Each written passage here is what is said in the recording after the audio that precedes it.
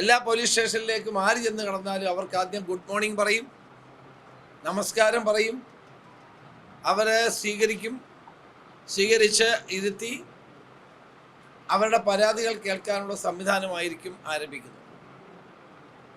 എല്ലാ പോലീസ് സ്റ്റേഷനുകളും വൃത്തിയായി സൂക്ഷിക്കാൻ ഉള്ള നടപടികൾ ആരംഭിക്കും.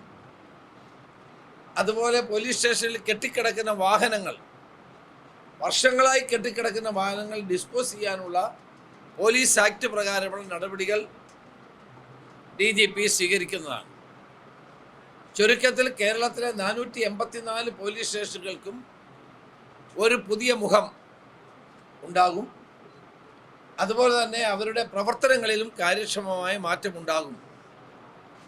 പോലീസ് സ്റ്റേഷനിൽ വരുന്ന ഏതൊരു വ്യക്തിയെയും കുറ്റവാളിയായിട്ടല്ല കാണുന്നത്. അവർക്ക് ഒരു വ്യക്തി എന്ന നിലയിൽ അവർക്ക് പറയാനുള്ള കാര്യങ്ങൾ സമചിത്തതയോടെ കേൾക്കാനും അത് പരിഹരിക്കാനും പോലീസ് ഉദ്യോഗസ്ഥന്മാർക്ക് ഉത്തരവാദിത്തമുണ്ട്.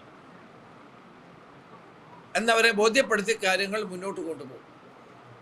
അപ്പോൾ പ്രത്യേകിച്ചും പോലീസ് സ്റ്റേഷനുകൾ ജനസേവാ കേന്ദ്രങ്ങളാക്കി മാറ്റുക എന്നുള്ള ലക്ഷ്യത്തോടെ ആയിരിക്കും കേരള പോലീസ് ഇനി മുതൽ പ്രവർത്തിക്കുന്നത്. ഇവിടെ SI, നേരത്തെ പോലീസ് സ്റ്റേഷനിൽ SI ആയിരുന്നു ചുമതലക്കാരൻ. പിന്നീട് അത് മാറി CI ആയി മാറി. SIക്കുള്ള സ്റ്റേഷൻ്റെ അധികാരം നഷ്ടപ്പെട്ടിരുന്നു. അപ്പോൾ ഇനി മുതൽ സ്റ്റേഷനിലേക്ക് SIമാരും CIമാരും DYSPമാരും ഉണ്ടാകണമെന്നൊരു അഭിപ്രായം ഉയർന്നു വന്നിട്ടുണ്ട്. അത് പഠിക്കാൻ ADGP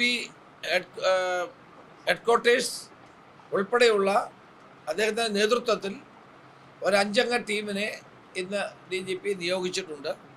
ആ റിപ്പോർട്ട് കിട്ടിയാൽ അതിനനുസരിച്ചുള്ള നടപടികൾ ഉണ്ടാകും. ഏറ്റവും പുതിയ വാർത്തകളും വിശേഷങ്ങളും വിരൽത്തുമ്പിലറിയാൻ Zee മലയാളം ന്യൂസ് എല്ലാ ഡിജിറ്റൽ പ്ലാറ്റ്ഫോമുകളിലും ലഭ്യം.